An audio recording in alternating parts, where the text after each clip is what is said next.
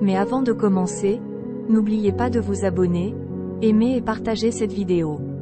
Comme vous vous avez trouvé dans les familles pauvres, tu ne trouves pas tout ce que tu veux comme les autres, et ça te fait manquer de la paix, tu ne dors plus, tu passes toute la nuit et journée en train de demander à Dieu pourquoi il a donné le bonheur aux autres mais pas à toi.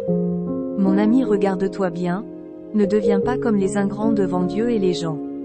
Aujourd'hui il y a des gens qui sont pauvres plus que toi, qu'ils veulent avoir au moins de ce que tu as, mais à part de ça, ils prennent toujours le temps pour remercier Dieu pour ce qu'il a donné pour eux même si c'est peu. Ils sont toujours en bas de toi mais restent toujours contents.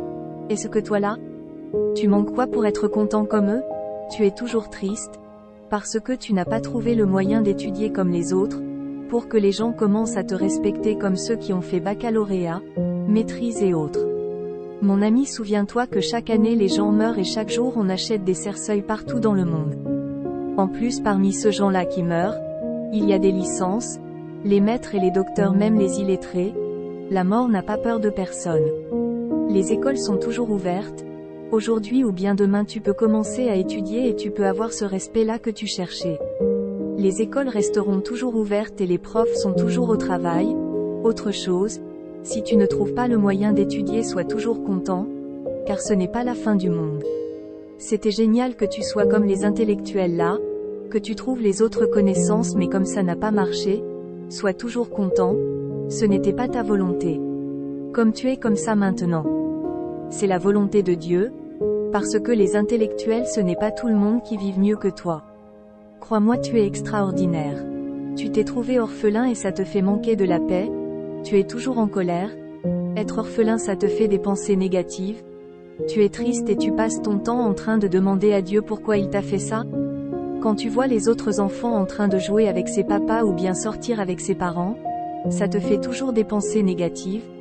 Mon ami, ce problème tu n'as rien à changer sur ça et tu ne vas jamais trouver la solution sauf le jour que tu vas te rencontrer avec Dieu. Il va te répondre si tu trouves l'occasion de le voir.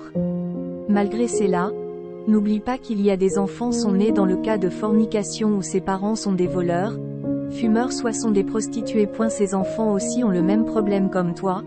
Ils demandent pourquoi Dieu nous a donné les parents comme eux. Tu t'es trouvé dans la famille qui t'aide, mais elle ne te prend pas comme ses propres enfants. Mon ami, il faut supporter. La belle vie ou la mauvaise vie sont des meilleurs professeurs.